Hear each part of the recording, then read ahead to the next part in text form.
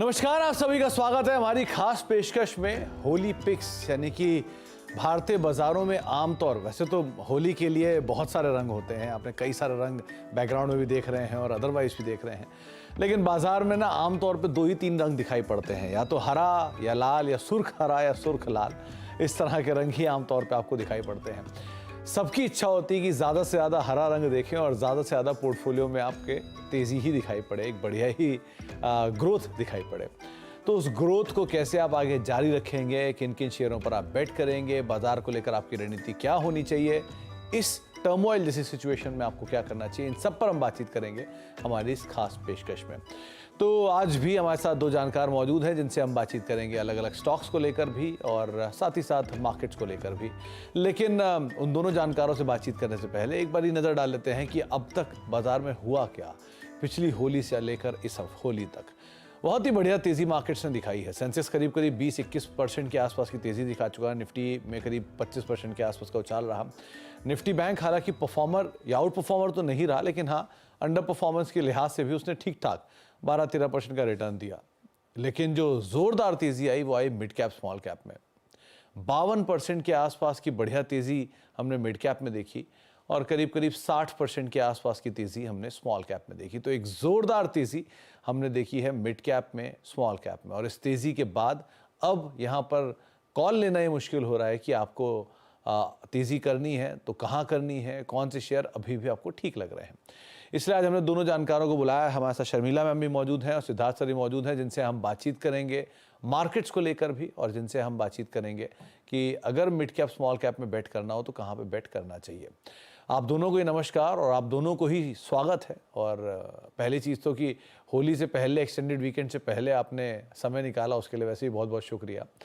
तो सबसे पहले सिद्धार्थ सर, मार्केट्स को लेके एक मैं व्यू आपसे चाहूँगा कि भारतीय बाज़ारों में जिस तरह की रफ्तार बनी हुई है, इस रफ्तार के बाद बड़े इवेंट्स अवेटेड हैं। चुनाव जैसा का साल है, अभी नई सरकार बनती है, पुरानी सरकार कैरी करती है, बजट्स आएंगे और भी बहुत कुछ होने वाला है। सो इस तरह की चीज़ों के बीच में मार्केट्स को आप कैसे देख रहे हो, वो भी तब जबकि mid cap small cap over heated situation में है।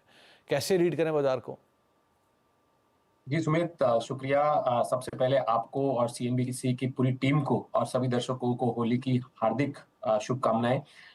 देखिए, मार्केट में जो बहुत बड़ा एक इवेंट है वो ऑलरेडी प्ले आउट हो गया है, जो तो फेड का मीटिंग और उनके कमेंट्स थे, जिसके वजह से अगर आप देखें 2 चीज इम्पैक्ट है। एक तो सेंटिमेंट्स को काफी बूस्ट मिला और दूसरा जो विक्स है वो काफी हद तक गिर गया है। अब जो नेक्स्ट बड़ा इवेंट है वो डोमेस्टिक मार्केट में है, वो इलेक्शन का है, जो अगले 1-1.5 महीने तक चलेगा और जो आउटकम आएगा तभी थोड़ा बहुत वोलेटिलिटी देखेंगे। तब तक आप समझ लीजिए कि अब कोई प्री पोल, ओपिनियन पोल कुछ नहीं मिलेगा। हमें हमें सीधा एग्जिट पोल मिलेगा लास्ट डे और उसके अगले 4 दिनों में हमको नतीजे भी मिलेंगे। मार्केट एक प्री इलेक्शन रैली कहीं ना कहीं हद तक ऑलरेडी डिस्काउंट करके चला, जो दिसंबर में जी ओके। तो सिद्धार्थ सर से बातचीत हमारी टूट गई। सिद्धार्थ सर, आप सुन पा रहे हैं मुझे? चलो जी तो जी जी सिद्धार्थ सर, तो आप कैरी करिए अपनी बात को। जी, तो मैं बोल रहा था कि ये प्री इलेक्शन रैली में थोड़ा बहुत जो मुनाफा बुकिंग जो हुआ है, प्रॉफिट बुकिंग, ये बहुत हेल्दी है मेरे हिसाब से। क्योंकि अगर एक तरफा मार्केट चलता रहता तो इलेक्शन आउटकम के बाद हम बहुत बड़ा एक करेक्शन देख सकते थे।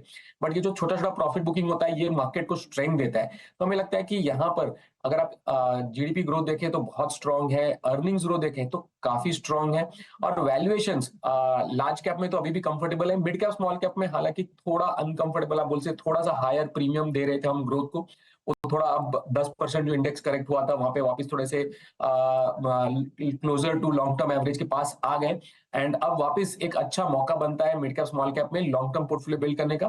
फोकस डेफिनेटली जो अगले 1-2 महीने जो थोड़ी वोलेटिलिटी रहेगी, तो लार्ज कैप्स पे रखिए, हाई ग्रोथ फोकस पे रखिए, तो ये आपके पोर्टफोलियोज को डेफिनेटली एक बहुत ज्यादा स्टेबिलिटी देगा।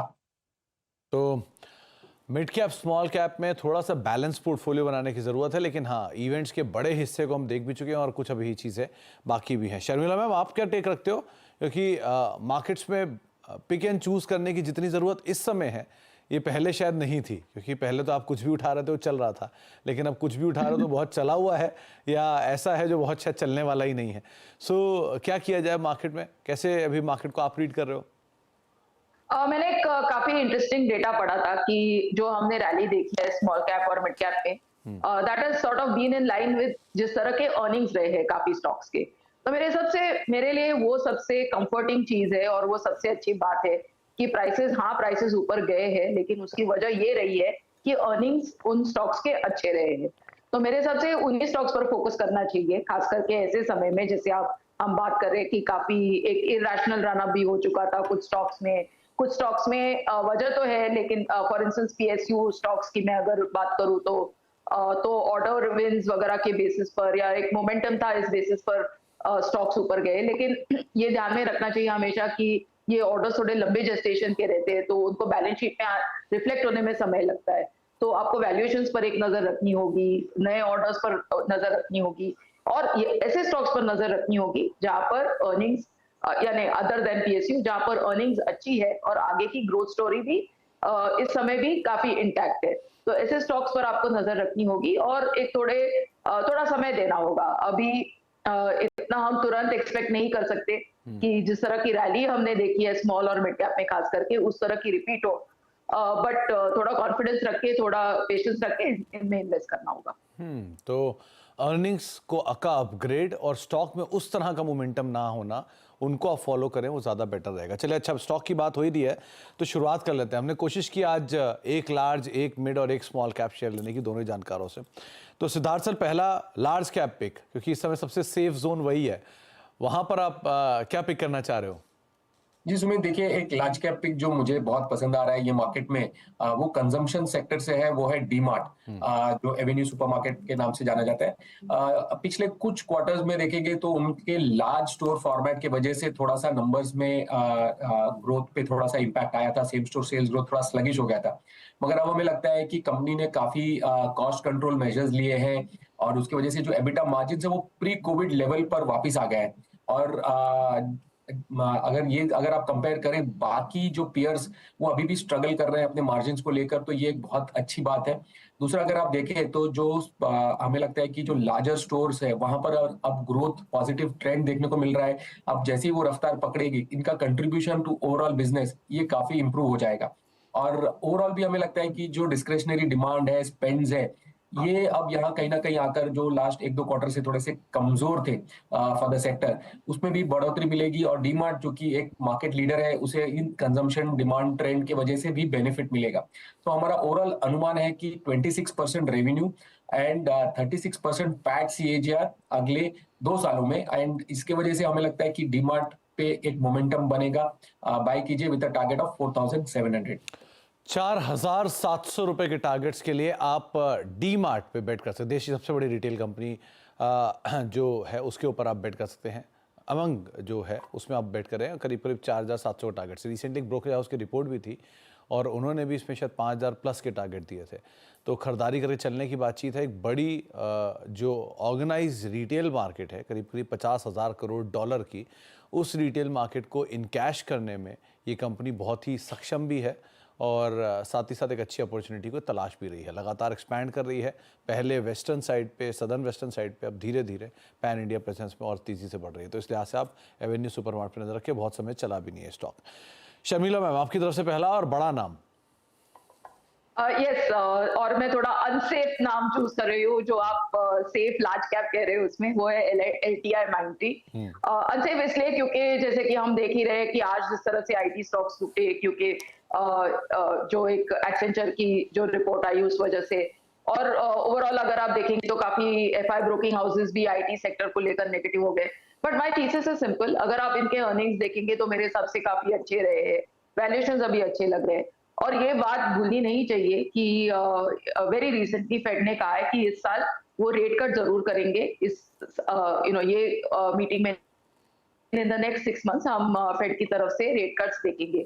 और मेरे हिसाब से ये आईटी सेक्टर के लिए काफी एक पॉजिटिव चीज रहेगी, क्योंकि ये एक्सपोर्ट फेसिंग कंपनीज है। और एक रैली हमने जनवरी में हालांकि देखी थी on the back of expectation sort of, लेकिन वहां से हमने काफी करेक्शन देखा है ये स्टॉक्स में। तो मेरे हिसाब से एक बार फिर से जब वो फेड उस तरह की बातें करेगा रेट कट वगैरह की, और चीजें sort of fall back into place for IT, तो यहाँ पर आप पैसे बनाएंगे। और LTI माइंट्री with a target of 6,500। ₹6,500 के टारगेट्स के लिए L&T इन्फोटेक माइंडट्री, इसके ऊपर आप बेट कर सकते हैं। एक इंटरेस्टिंग पार्ट ये है कि जब से एक्विजिशन हुआ था L&T की तरफ से माइंडट्री का, उसके बाद से स्टॉक में कोई बहुत बड़ी करेक्शन आई नहीं थी, अनटिल जो रिसेंटली एक बड़ी करेक्शन देखने को मिली है। सो शायद ये मौके अब देने शुरू हुए हैं, जिसकी वजह से आप इसको तलाश सकते हैं ₹6500 के टारगेट्स के लिए। तो ईजिएस्ट जो चॉइस थी वो इस समय थी लार्ज कैप, जहां पर आप बेट करें। अब थोड़ी टफ चॉइस की तरफ आते हैं, वो है मिड कैप। 50% गेन के बाद अब आपको एक मिड कैप स्टॉक चुनना है, वो है सिद्धार्थ सर। पहली चॉइस आपके पास, अब आपकी तरफ से पहला मिड कैप कौन सा होगा? जी सुमित, जो मेरा मिड कैप पिक है वो भी एक ओवरऑल कंजम्पशन थीम पर ही है, और वो है वरुण बेवरेजेस। अगर आप देखें तो कंपनी ने मल्टी प्रॉन्ग स्ट्रेटेजी रखी है ग्रोथ को। पिछले कुछ सालों में हमने देखा newer segments, health juice, sports drink, जहाँ पे कंपनी ने अच्छी पेनिट्रेशन की, ग्रोथ दिखाई। और अब लास्ट कुछ सालों में हमने देखा कि बेवरेजेस से अब कंपनी फूड सेगमेंट में, स्नैक सेगमेंट में भी घुस रही है, जहाँ पे ग्रोथ मिल रहा है। अब जो लेटेस्ट स्ट्रेटेजी है, कंपनी अपनी कैपेसिटी एनहांस कर रही है both beverages and food segment में, डिस्ट्रीब्यूशन इंक्रीज कर रही है, और सबसे इंपॉर्टेंट है वो ज्योग्राफिकल एक्सपेंशन। कंपनी ने हाल में मोरक्को में जो चीटोस बनाने के एक प्लांट को एक्वायर किया है, अब ये ग्लोबल एक्सपेंशन कर रहे हैं। हमें लगता है कि अफ्रीका एक नेक्स्ट इंडिया है, जहां डिमांड काफी है, ग्रोथ पोटेंशियल काफी है। तो ये स्ट्रेटेजी जो कंपनी की है ग्लोबल एक्सपेंशन की, ये डेफिनेटली काफी हेल्प करेगी इन्हें मार्केट शेयर और ग्रोथ दिखाने में। तो ओवरऑल हमें लगता है कि ये जो स्ट्रेटेजी है overall African snacks beverages market में भी पेनिट्रेट करने को हेल्प करेगा।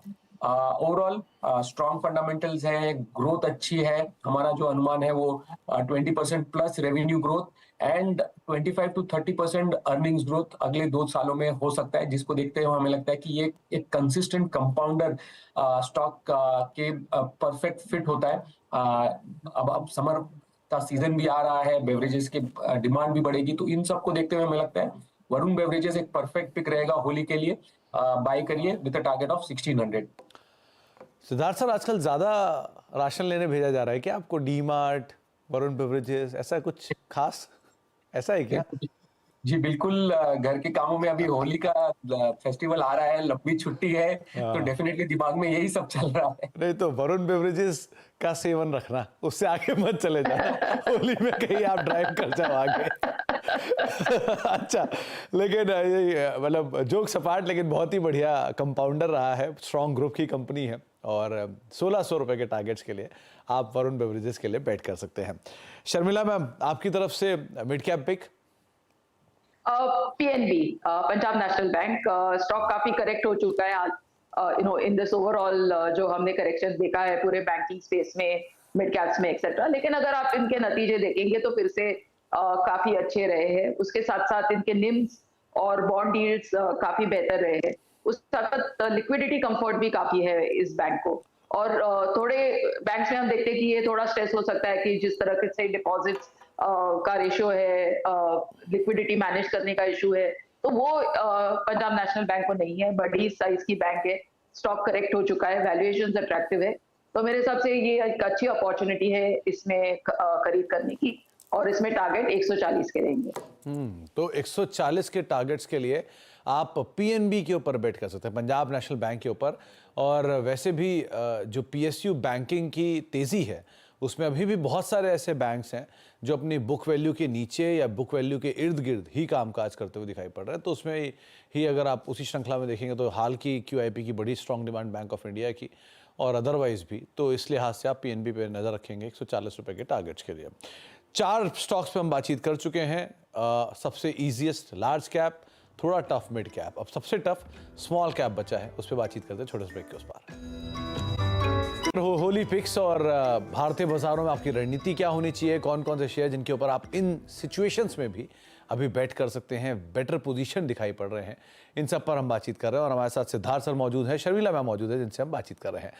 तो अब बारी आती है स्मॉल कैप की, यानी कि टफेस्ट कॉल यही होगी। तो शर्मिला मैम, पहले मैं आपसे शुरू करूंगा, ये स्मॉल कैप में क्या पिक किया आपने? Amber enterprise. और आप टफ की बात कर रहे हैं तो कंपनी के लिए जो फिलहाल के मौजूदा एनवायरनमेंट था वो काफी टफ ही था, क्योंकि जैसे कि सभी जानते हैं amber enterprise was room air conditioners manufacture करता था ब्रांड्स के लिए। लेकिन अब जिस तरह से मार्केट है काफी ब्रांड्स इन हाउस मैन्युफैक्चर कर रहे, तो इनका वो बिजनेस काफी अफेक्ट हो चुका था। लेकिन तो they were looking for new lines of business, और तो वहां पर उन्होंने एक्विजिशंस किए हैं। कल ही उन्होंने एक एक्विजिशन इंटरेस्टिंग किया है जहां पर वो फ्रंट लोडिंग वॉशिंग मशीन्स बनाएंगे।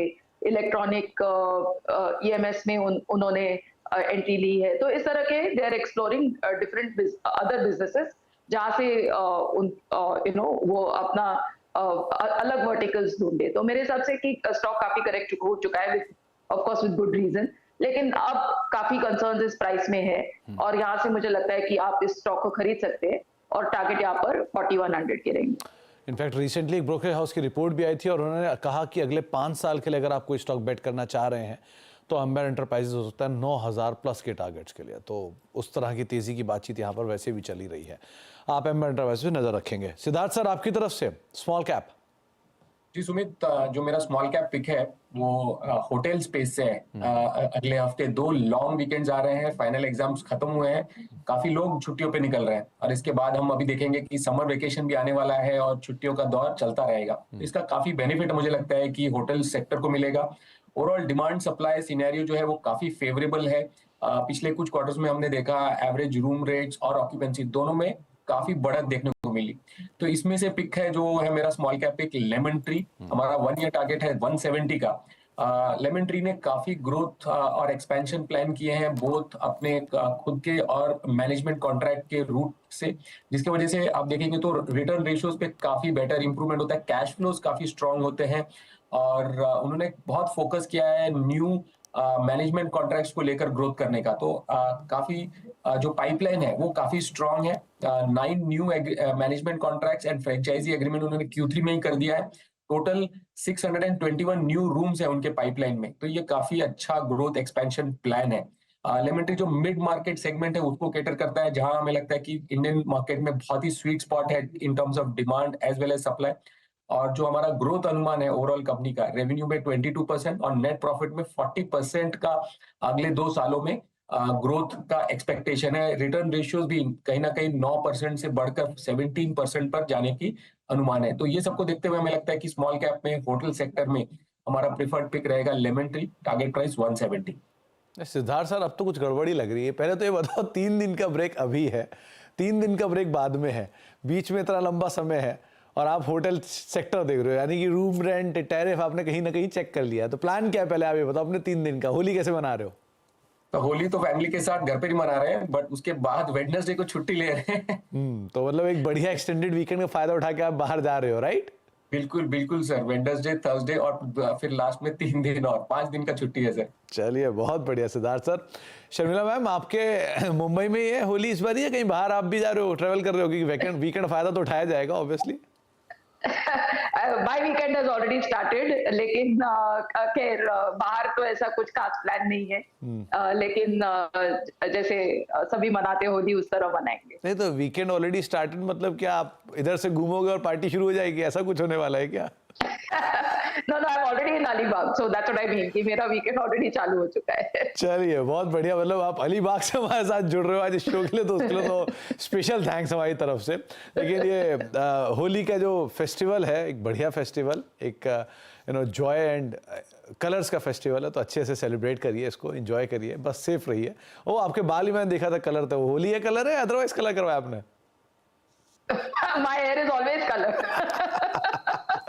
चलिए, बहुत बहुत शुक्रिया शर्मिला मैम हमारे साथ मौजूद रहने के लिए, और साथ साथ सिद्धार्थ सर आपका भी बहुत बहुत शुक्रिया। आपको, आपके परिवार को, आपकी टीम्स को CNBC आवाज के परिवार की तरफ से बहुत बहुत शुभकामनाएं आने वाले होली के लिए। बहुत बहुत शुक्रिया मैम हमारे साथ मौजूद रहने के लिए। तो आप सभी को हमारी तरफ से बहुत बहुत शुभकामनाएं होली के फेस्टिवल को लेकर, और उम्मीद करते हैं कि आने वाला साल जिस तरह का बीता साल गया है मिड कैप स्मॉल कैप का, उसी तरह के अच्छे रिटर्न्स, अच्छे रंगों के साथ, हरे रंग के साथ आपका अगला साल भी बनता हुआ दिखाई पड़े। Have a wonderful and safe Holi आने वाले समय में। लेकिन जाने से पहले एक बार फिर से वो तमाम 6 स्टॉक आपकी स्क्रीन पर आते हुए दिखाई पड़ेंगे।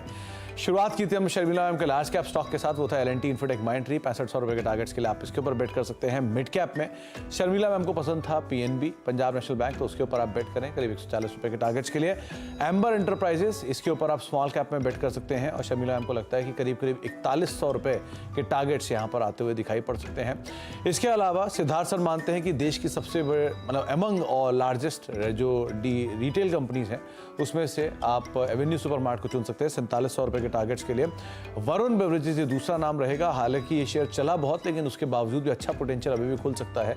1600 रुपए के टारगेट्स के लिए आप इसके ऊपर भी दाव लगा सकते हैं। और लास्टली लेमन ट्री ये तीसरा नाम रहेगा जहां पर एक बढ़िया एक्सटेंडेड वीकेंड प्लस अदरवाइज एक अच्छे ट्रेवल स्टोरी को प्ले करने के लिए अगर आप कोई स्टॉक ढूंढ रहे हैं तो 170 रुपए के टारगेट्स के लिए आप लेमन ट्री के ऊपर भी बेट कर सकते हैं। तो ये तमाम 6 स्टॉक और मार्केट में पॉजिटिव बायस के साथ आपको इस कार्यक्रम में छोड़े जा रहे हैं। और एक बार फिर से आपको और आपके परिवार को wish you a very colourful and joyful happy Holi. नमस्कार।